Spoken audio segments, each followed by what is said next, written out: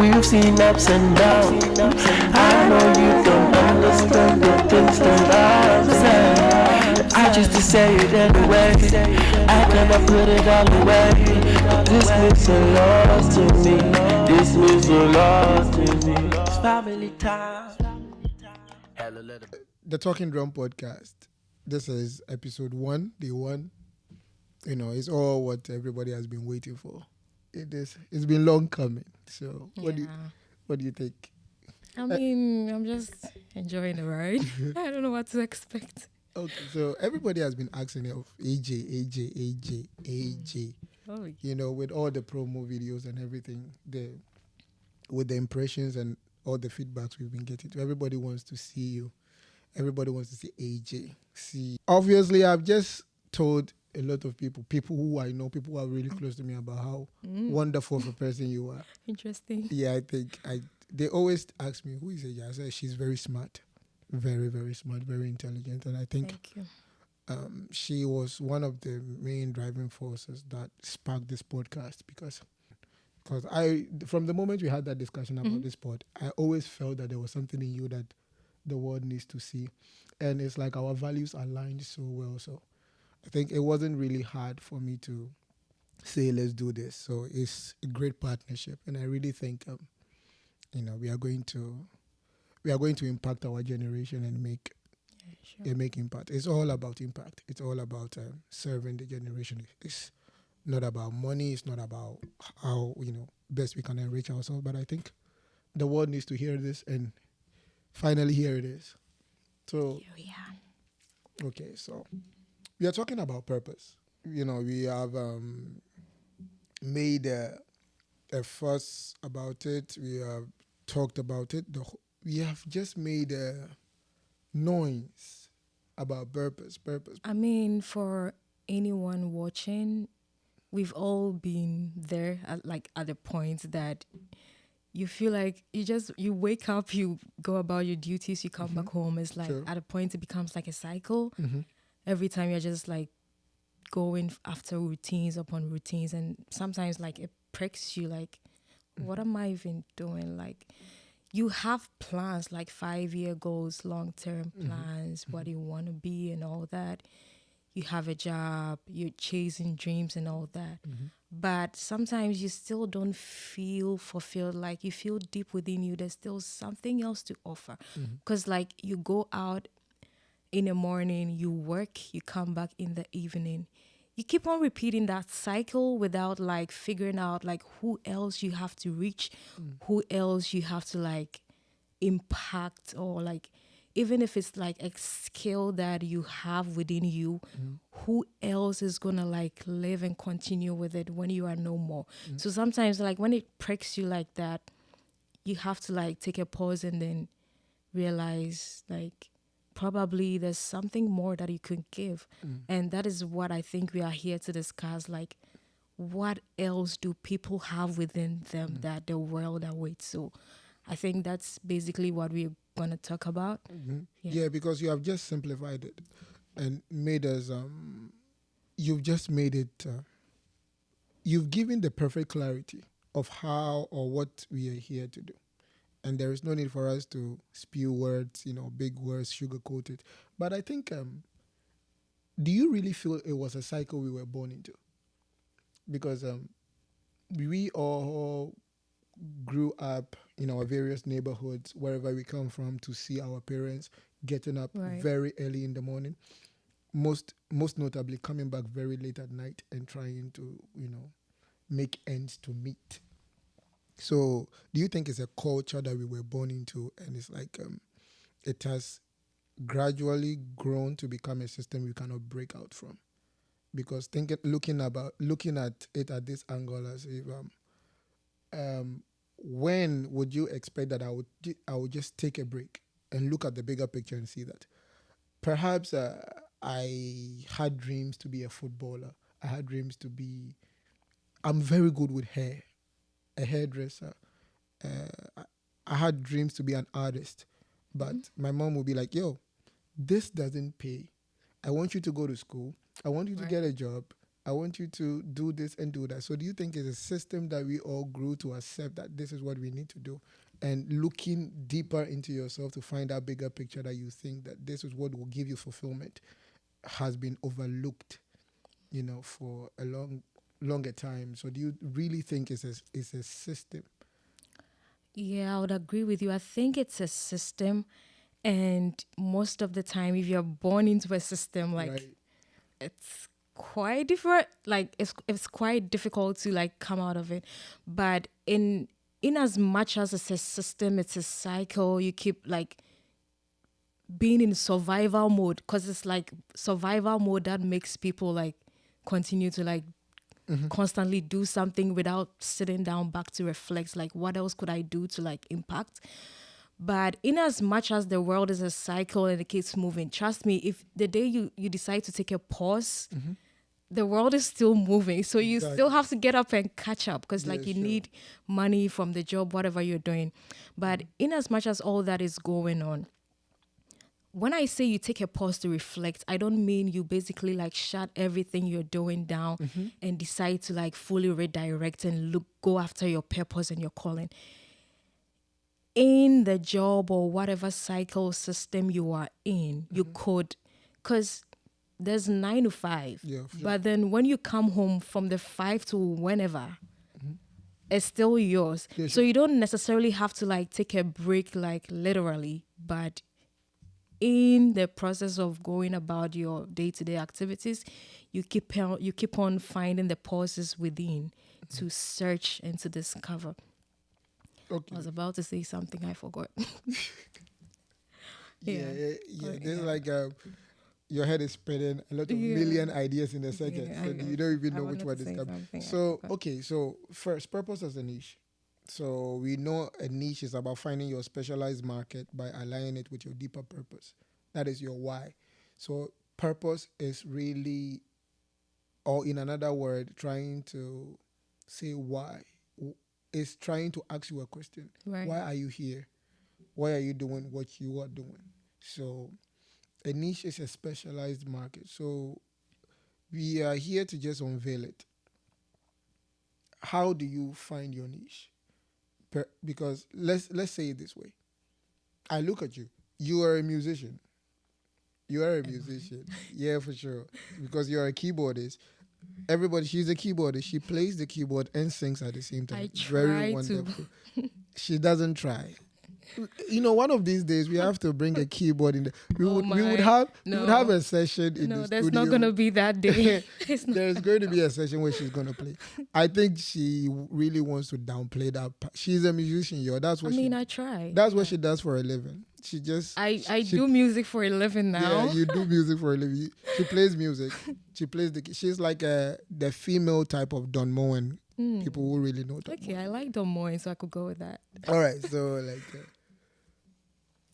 how would you be without the music? How would you feel without the music? How would you be different without the music? Is I a certain part of your identity going to change without the music? If I take the keyboard away from you, or I take your voice away from you? Okay, so there are 2 ways to that. In the context of me knowing like my value as a child of God, I mean taking music away from me, like I know my true identity. Like I'm a child of God. I'm God's girl. I'm Jesus' favorite girl. Yeah, I believe that. God created me for an assignment. He has a lot that he's going to do with me. So even if one part of me is taken away, like it doesn't really change who I am in the scope of God. But personally, music is like a big deal to me. So even though like what you said is not true, I'm not doing music full time. Like I just like to have music around me because I'm a student. Like I don't study without playing music in the background. Some people can do it. So I mean, music from childhood. Do you know my mom was a musician? I don't know why Really? I'm saying was. Like, yeah, literally. Oh, she retired. I have no idea what happened to her music dreams, but I grew up to seeing my mom sing, not just like singing in the shower and singing in the house, but like, My mom is all in one. She was an athlete one time. well, athlete. Wow. Yeah, I used to follow my mom to the studio. She has like her albums and all. We used to Oh, like really? host programs and stuff like that. My mom used to like be on TV. Oh, wow. Yeah, That but is in I your don't I blood. don't know what happened. But maybe that's another story that I could Yeah, ask sure. you. So like I mean, yeah, I not just that I want to sing, but then I like to like be in an atmosphere of music. So if you take that away from me, like on a personal level, like I become a bit slow, but then it doesn't really change who I am in Christ. Yeah. So, um, it doesn't really change who you are, but is it going to make you feel fulfilled? If I just had to say you are not going to play the keyboard again, sing again, or really leave that part of you again, Right. would you trade it for anything else? I don't think I would. Why? Yeah, it's something that I hold like really dear to my heart. And it's not I didn't really learn how to play the keyboard at a young age. I just started during the COVID. But then like Wow, during the COVID, and yeah, she's during the playing lockdown, she's playing classicals already. Like she's different. I receive it. Yeah, she's different. Yeah, I just like I found it really disturbing, like when I was a child, and then Wow. we would go to church and like not to like backlash my home choir, but then if there's any glitch in this, like my ears would. You're very I particular was about very sound. You are very particular. Like very I could particular about always like sound. hear the basses. Like it used to really fascinate me. It's Like like it's that. something that has fascinated me like growing up. So any chance I used to sneak out of the house to go for like music concerts. Confession. If your dad is And listening, yeah, there was a time my dad told me to pack out and leave his house because I was chasing like those shabo guys. yeah, I see. Yeah, so Yeah, I'll sneak out and go and chase them like when they have a program in the area, and I'll go and sit and I'll be listening, like watching how they're playing their chords and how Yeah, so if anybody is listening and you don't understand who a shabo guy is, a shabo guy is someone who literally plays any instrument or any form of any form of instrument, being it drums, trumpet, Yeah. or anything for money. So for money, but they they will move from church to church. yeah, they will exchange their services for money. So one day maybe they can go to like 4 or 5 places and play, and they'll get paid Yeah. for it. So in our term, you call it shabo. So Yeah, I used to really like them. Like I'll be following them. So yeah, okay. Right. Okay, So you were a shabo girl. Can I we did shabo like twice. how probably. how was the feeling? So for starters, I started learning the keyboard like 6 months into it, and then someone introduced me to the shabo. It felt fulfilling, didn't it? The music itself felt fulfilling, but the shabo, trust me, I used to really feel some way like, hey, Charlie, So you didn't really feel like this is what you was born to do. Like I'm born to do this. no, am for music I know, but then like for That yeah, so I had to like I did it just twice, and then I redirected my focus, and then I Yeah. was just in church playing and serving with my gift. Yeah. so that is very. But so let's take it. Let's take it from here. As a lady, you grew up in the African context of training. Right. We come from a place where like our training and our roots really is dug deep in, let's say, from colonization. Our thinking, our way of doing things is different, and depending on the family you come from, there is an expectation naturally. It could be that your dad has or your parents have expectations about your future and about what you need to do. And some of us, not all of us, I would say that some of us were not even given or wouldn't even have the right to choose, because a lot of people really come from families they didn't get the right to choose what they wanted to do. Because you and I would know that, okay, if you have the talent or the niche, you have the app, let's say you have the desire to play football, you wouldn't walk to your dad's room or maybe the sitting room where your dad is or your mom is and say, Dad, you know what? I want to play football. You just slap the football out of you. So you see, we grew up in a context like you wouldn't really have the opportunity, not necessarily the opportunity. You would, especially with family with expectations, it's like your life has been laid out for you. Right. So, how was your childhood? So I grew up with a very strict father, not just like strict like biblically, morally, and socially, but academically. So I was always first in my class, Wow. but I was always being yelled at that I wasn't doing Oh, enough. like yeah, for sure. My You will mom. be first in class and they want to beat you on top. That was like the parents that. Yeah, for the people who know me, they really know I'm really saying the truth. Like, okay, shout outs to our primary school teachers and the teachers who helped us in school. They really did a great job of, So, for example, I was also in the same boat as you, but so we could get. It got to a point where my mom would just take my report card and say that, oh, okay, you had 85 in English and you were first. My dad would be like, and so what? You think it's good. So if 85 is topping the class, then That is the same. they are trying to make the others feel like they are not even trying. They'll make you Right. feel like what you think you nailed it, but Yeah. in another word or in another term, it's like they use it as a form of motivation. Yeah, but I was always traumatized. I by really that way of you see, motivation. that is trouble. You see, we are healing. It's also another therapy Yeah, session going on. because So, I had to like go through a lot with that. Because I remember, in SHS one time my dad came visiting. It was like during the weekdays. so it continued to SHS. Yeah, Hey, where and all the then in my SHS I went to a mixed school. SHS, I wasn't really performing that well. Well, yeah. So I think he came. He walked straight to the ICD center to like print my results. And that term, thankfully for me, I was first in class. Wow. And then I just heard my name in there was something The they call it siren siren, or the megaphone, announcer. whatever. Announcer, yeah, AJ Japan, your dad is here to see you. I just knew it was about to go down. So I went to the headmasters, whatever. Immediately I got there, he started raining insults. Like, why is your average so low? So all my friends were passing and they were like, hey, what has AJ done? What has AJ done? And so when I received all the blastings, finished wiping my tears and walked back to the class, my best friend at the time was like, AJ, why didn't you do well in the exam? I was like, I was the first in this class. So why is your father angry? So like, yeah.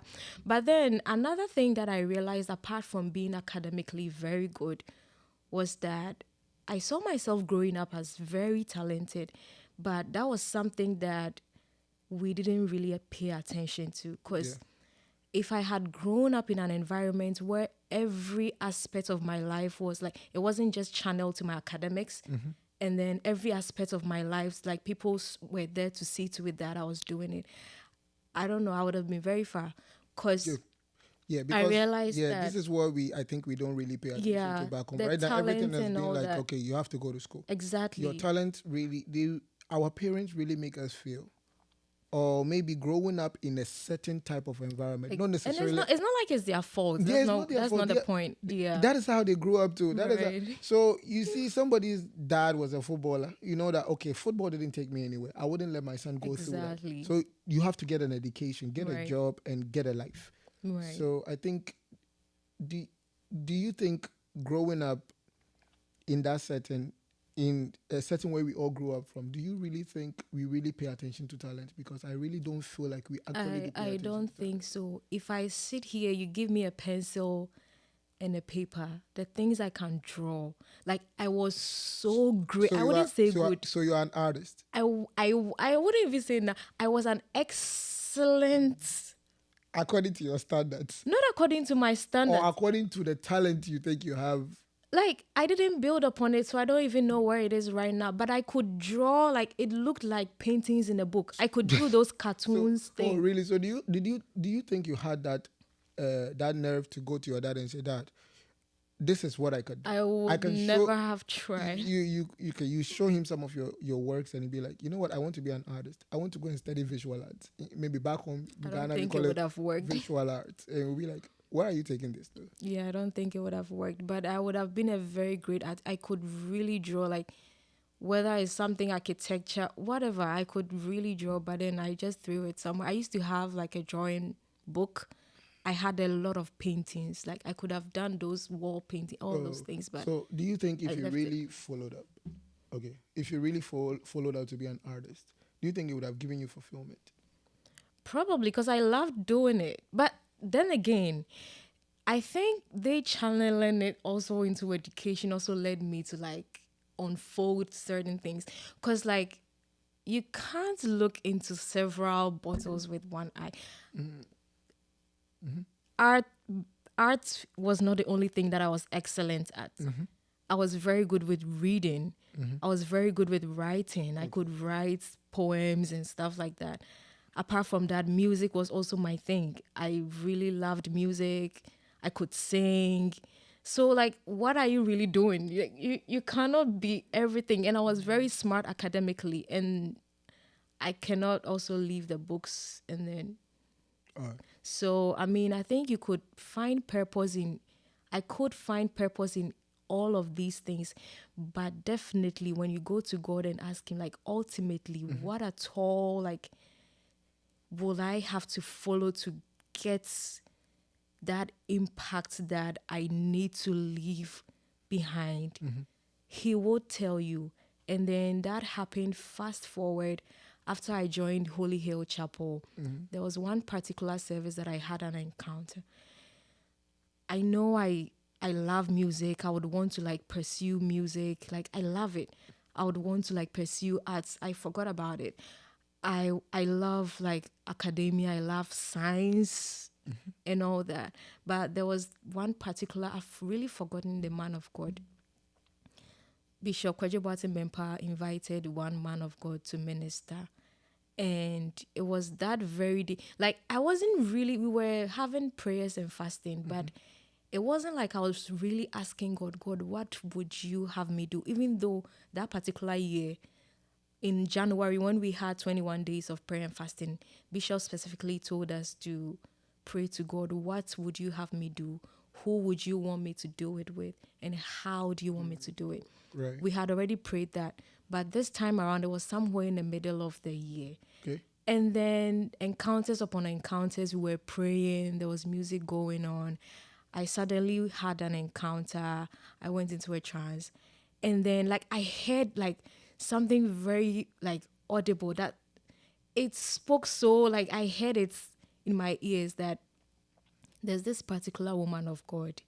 For today's episode, maybe I would not mention his name. I've never even shared it or spoken about it. Oh, okay. That person is a public speaker Okay. and a woman of God, a preacher, like sure. basically.